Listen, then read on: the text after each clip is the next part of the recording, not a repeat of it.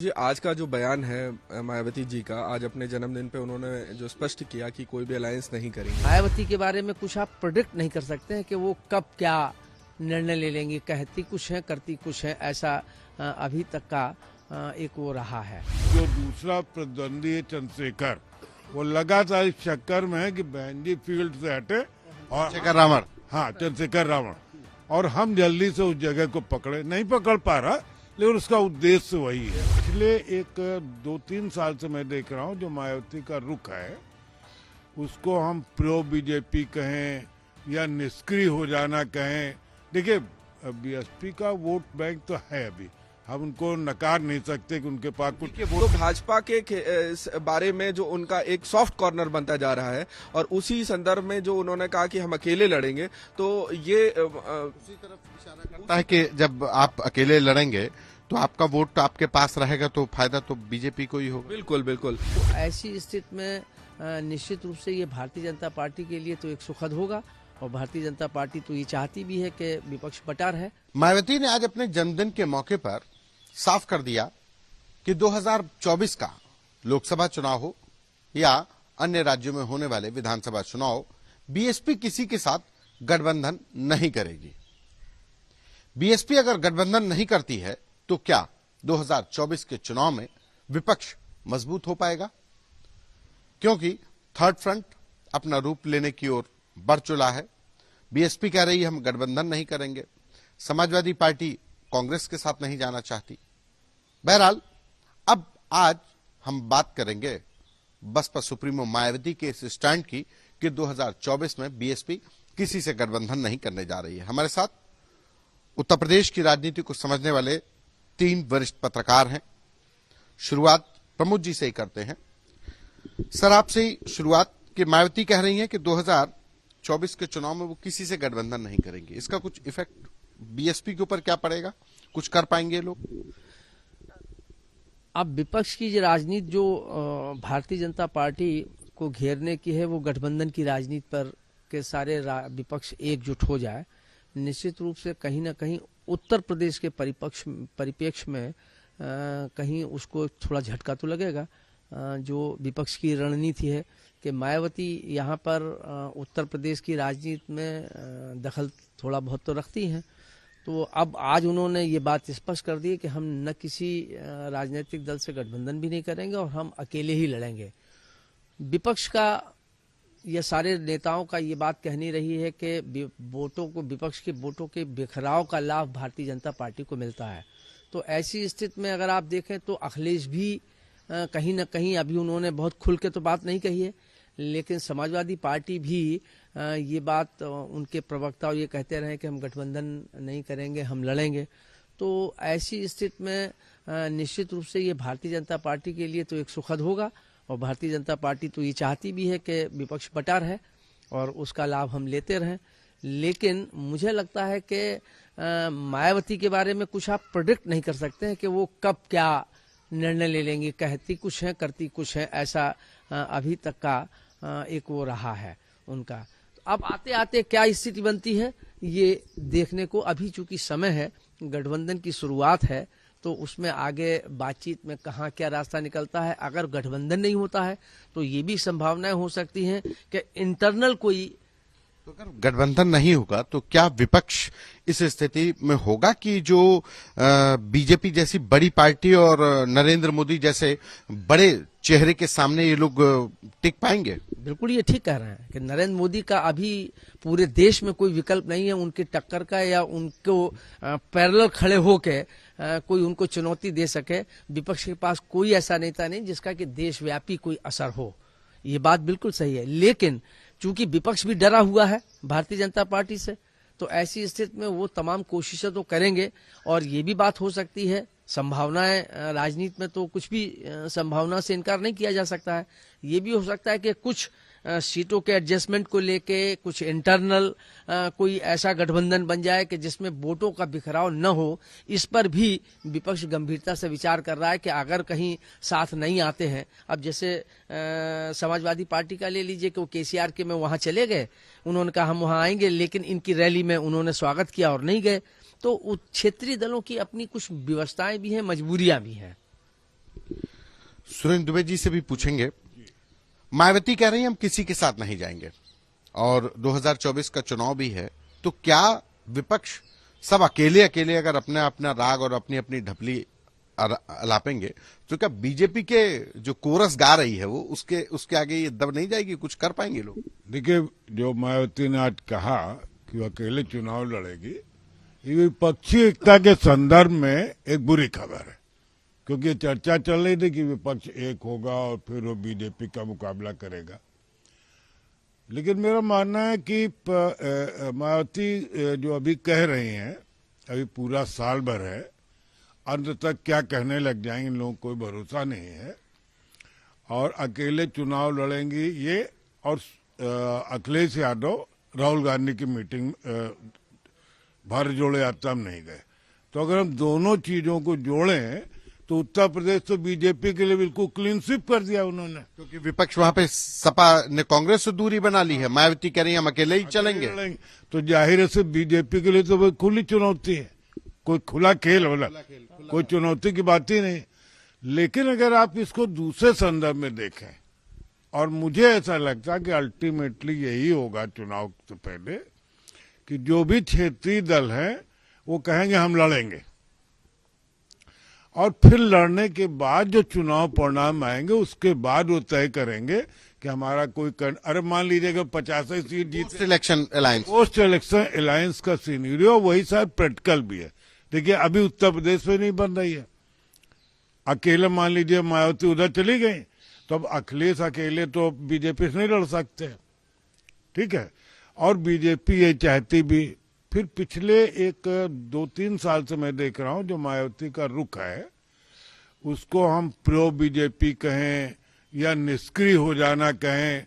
देखिए, बीएसपी का vote bank तो है, अभी हम उनको नकार नहीं सकते कि उनके पास कुछ के वोट बैंक को लेकर के तो मार मची है। हाँ, ये सर, उसी को वोट बैंक को बीजेपी हड़प लेना चाहती है। और अखिलेश भी, लेकिन अखिलेश इतना नहीं हड़प पाएंगे, बीजेपी पूरा हड़पने की तैयारी में है।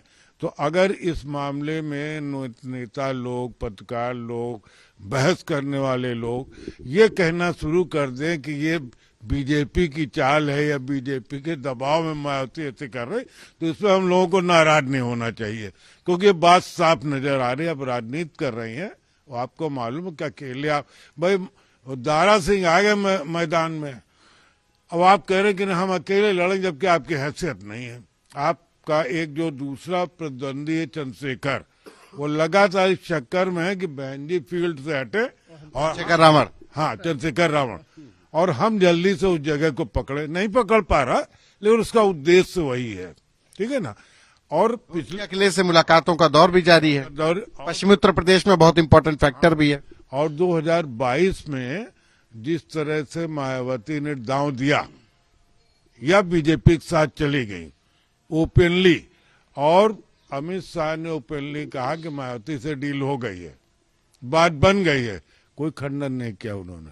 खंडन किया जब चुनाव परिणाम आ गए तब किया कि नहीं नहीं हमारी ऐसी कोई बात नहीं। तो सारी कहानी पूरी जनता को मालूम है, और ये इनके जो बसपा का कार्यकर्ता है दलित, वो भी है, लेकिन दलित के सामने भी अभी ये है कि मायावती को छोड़कर एक तरफा कहाँ जाए।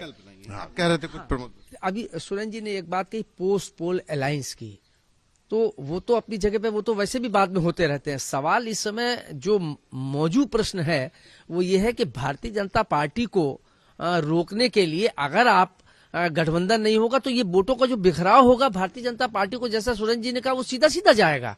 मतलब फिर तो कोई चुनौती ही नहीं बीजेपी के सामने है।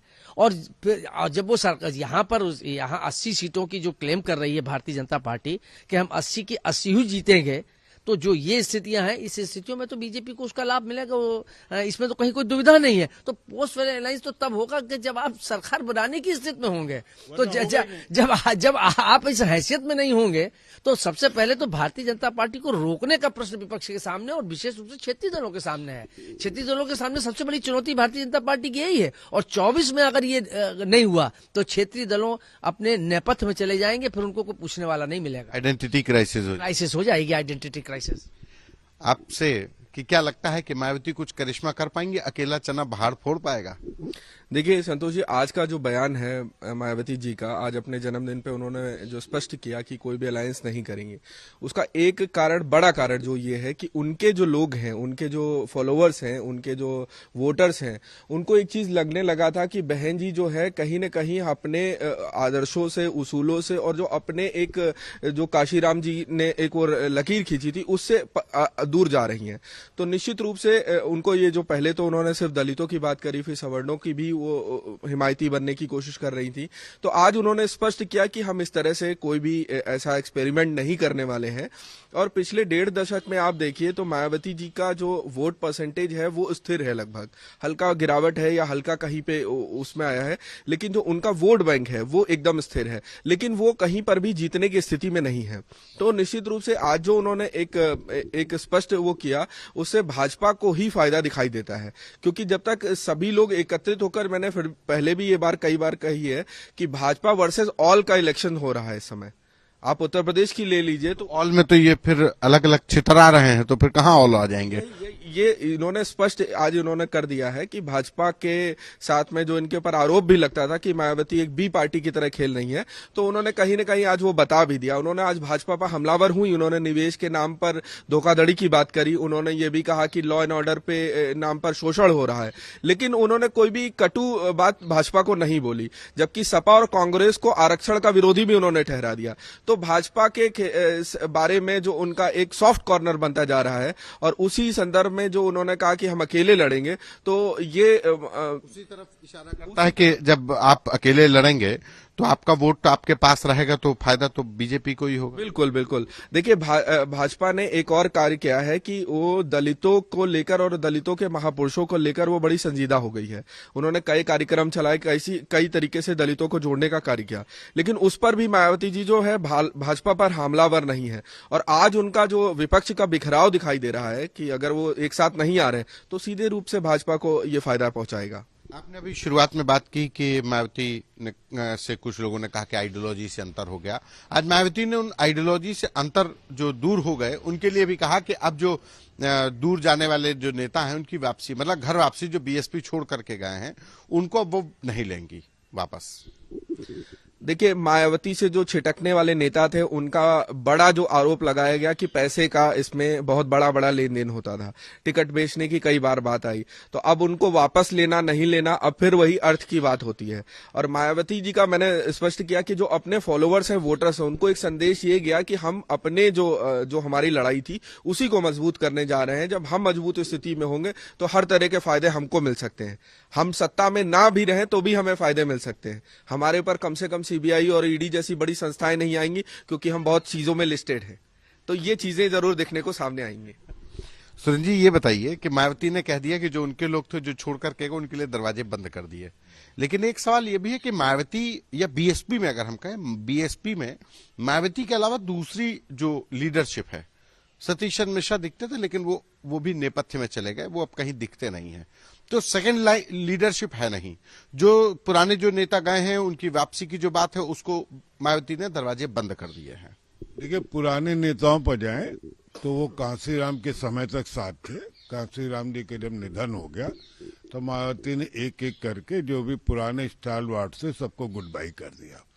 तो टोटल, और ये इस देश में अपने जमाने के भी स्टालवर्ड्स को अपने टोटल कर दिया। और मुझे लगता है कि पूरे देश में ये एक ही कहानी है। जितने क्षेत्रीय दल हैं, कहीं नंबर 2 नेता नहीं है। सपा में कोई नहीं है, केसीआर के यहाँ कोई नहीं है, स्टालिन के यहाँ कोई नहीं है, एडीएमके के यहाँ कोई नहीं है, पश्चिम बंगाल में कोई नहीं है। कोई वन मैन शो खेलते हैं लोग। वन मैन शो ये लोग खेलते हैं, क्योंकि उनको डर लगता है कि अगर दूसरा बैट्समैन आ जाएगा, वो भी रन बनाएगा, तो हम क्या करेंगे।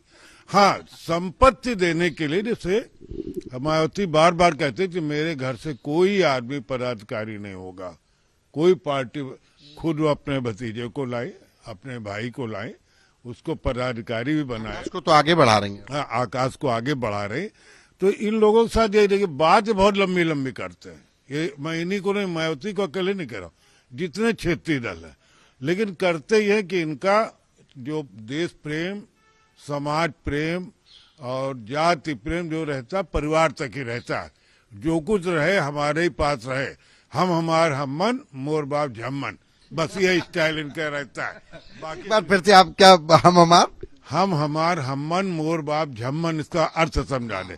पूरे प्रदेश में ऐसा कहा जाता है, कहानी चलती, दो लोग गए बाप बेटे शादी में, क्योंकि उसका कोई व्यवहार नहीं था मोहल्ले में। तो लोगों ने पूछा क्या है यार तुम गए इतने लोग शादी में, दो ही लोग गए? तो उन्होंने कहा नहीं हम 6 लोग थे, हम हमार हमन मोर बाप झम्मन। तो इस तरह से उसने 6 गिनाए। तो ये सारे आप देख ले, अखिलेश यादव क्या देख ले, कौन से नंबर 2 हैसियत है किसी की? नहीं है। केसीआर के यहाँ नहीं है, स्टालिन के यहाँ नहीं है, ममता के यहाँ नहीं है। जो कांग्रेस को ये लोग गरियाते रहते हैं, उनके यहाँ 1 2 3 तो है कि उनकी मम्मी है, उनकी बहन है। यहाँ तो वो भी नहीं दिखाई पड़ता कि किसी के परिवार भी सेकंड लाइन में नहीं। हाँ, परिवार भी इतना लोग सतर्क हैं, लेकिन बात करते हैं कि साहब वो बड़ा गड़बड़ चल रहा है। मायावती ने कह दिया कि जो लोग निकल गए उनके लिए दरवाजे बंद। तो जब दरवाजे बंद कर लिए तो मायावती जो बंद दरवाजों से कह रही है कि हम किसी के घर भी नहीं जाएंगे और आने वालों को आने भी नहीं देंगे जो पुराने साथी थे। लगता है कि मायावती के ये मूव कितना राजनीतिक है या कितना ये उस पर स्टैंड कर पाएंगी? नहीं, ये कोई राजनीतिक मूव तो नहीं कहा जा सकता।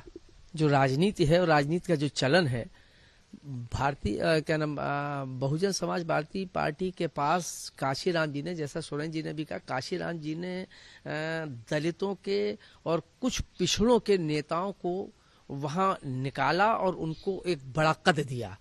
मायावती ने उनके सबके पर काट दिए। अब मायावती के पास अकेला रह गया। और विडंबना ये है क्षेत्रीय दलों की कि वो व्यक्ति पर कैडर बेस्ड पार्टी नहीं है। वहां उनके यहाँ एक बात कैडर की होती है, प्रमोद जी ने बहुत अच्छी बात कही कि हमारा कैडर है, लेकिन कोई कैडर नहीं है, क्योंकि उनके वर्ग में वही एकमात्र नेता है। आप दूसरी जगह जाइए, अन्नपूर्णा पटेल, वो उनके पति ओम प्रकाश राजभर, वो उनका बेटा निषाद, वो उनका भाई या बेटा है। अच्छा, उनको देख लीजिए, चिराग पासवान क्या, उनके बाप, उनके चाचा, उनका बेटा, इन सब, लालू प्रसाद उनके बेटे, भाई ज्यादा उनके बेटे बेटी तो उनके ज्यादा लोग। लेकिन बात समाजवाद की, और बातें बहुत लंबी लंबी, लेकिन करते बिल्कुल जैसे बनिया की दुकान होती कि मेरे बाद मेरा बेटा बैठेगा, बिल्कुल वही स्टाइल है। और यही इस देश की राजनीति की एक विडंबना है, जिसकी वजह से देश तरक्की नहीं कर रहा है। एक सवाल ये भी कि 9 राज्यों में भी विधानसभा चुनाव है। अब अगर मायावती, क्या ये जो किसी के साथ नहीं जाने का स्टैंड है, क्या इसका कुछ इफेक्ट उन 9 राज्यों विधानसभा चुनाव में पड़ेगा? मुझे नहीं लगता है कि मायावती का अब कोई इम्पैक्ट पड़ेगा, क्योंकि मायावती का दलित वोट बैंक भी खसका है। भारतीय जनता पार्टी ने उसने अच्छी डेंट लगाई है। और पिछले लोकसभा विधानसभा चुनाव के इलेक्शंस के आप जो दलित के समीकरण हैं उनको उठा के देख लीजिए, उनका वोट बैंक खसका है। जाटो वोट बैंक तो अभी उनके साथ अच्छी संख्या में इंटैक्ट है, वो उसमें भी दरक पैदा हुई है। लेकिन चूंकि अब दलित समाज में या बैकवर्ड में आप उठा के देख लें, अगर हिस्ट्री देखें राजनीति की, तो उसमें अब वो लोग जो बिल्कुल जिनको कोई पूछने वाला नहीं था, जिनकी अपनी कोई हैसियत नहीं, अब वो आ गए। अब उनके अपने एम्बिशंस सामने आ गए, तो वो खुद अपना प्लेसमेंट के लिए वो कहीं ना कहीं रास्ता तलाश रहे हैं। भारतीय जनता पार्टी और ऐसे लोगों के ऊपर उनको लॉलीपॉप दे के अपने साथ ले रही है। ये समाजवादी पार्टी में भी हो रहा है, ये बसपा में भी हो रहा है। तो निश्चित रूप से ये जब तक क्षेत्रीय दलों की स्थिति, इसीलिए इस देश की जो एक बात और चर्चा चल रही है कि इस देश में, हालांकि ये भारतीय जनता पार्टी कह रही है, मैं समझता हूं कि वो कहीं ना कहीं वो लॉजिकल है और देश हित में भी है कि देश में 2 पार्टी हो, 2 पार्टी सिस्टम होना चाहिए। ये क्षेत्रीय दल जो है, जैसा सोरेन जी ने कहा कि उनकी अपनी अपनी दुकान है, वो दुकान पे हम बैठे, हमारा बेटा बैठेगा, हमारा पोता बैठेगा, उसके अलावा कोई कैडर का कोई नहीं रहेगा। तो इस देश में 2 ही कैडर बेस्ड पार्टी है, कांग्रेस और वो बीजेपी।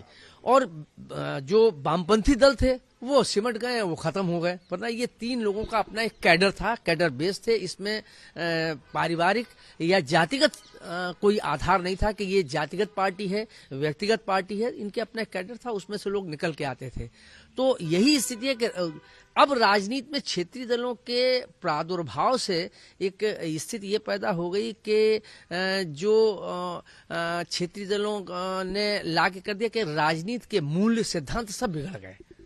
अब ना तो कोई मूल्य रह गया है, अब तो राजनीति के मतलब है कि सत्ता हमको कैसे मिलेगी, ये सत्ता के कैसा लाभ लेते रहे, भले सत्ता में ना जाए लेकिन सत्ता तो सत्ता का स्वाद के लिए जो राजनीति हो गई, राजनीति जनता के लिए, जन सरोकारों के लिए राजनीति होती रही है।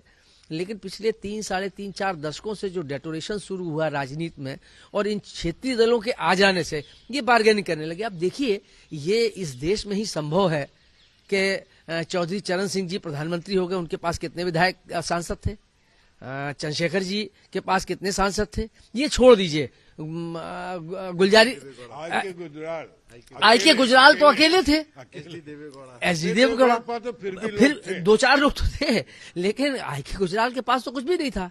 लेकिन अब वो चूंकि क्षेत्रीय दलों ने उन्होंने कहा नहीं साहब हम नहीं देंगे, उनकी संख्या ज्यादा थी, उन्होंने कहा नहीं हम तो इनको चाहते हैं, आई के गुजराल होंगे। तो जबकि कोई लटू पतरा नहीं, लेकिन प्रधानमंत्री वो है, नेतृत्व तो वो कर रहे हैं कि जिनके नीचे जमीन में बैसाखियों पे टंगे हुए हैं, जब एक बैसाखी हटी धड़ाम से नीचे आ गए। तो ये इससे इस देश के न केवल विकास का, देश की जो राजनीतिक मूल्य है उनका जो क्षरण हुआ है क्षेत्रीय दलों के, उससे ये बड़ा नुकसानप्रद है।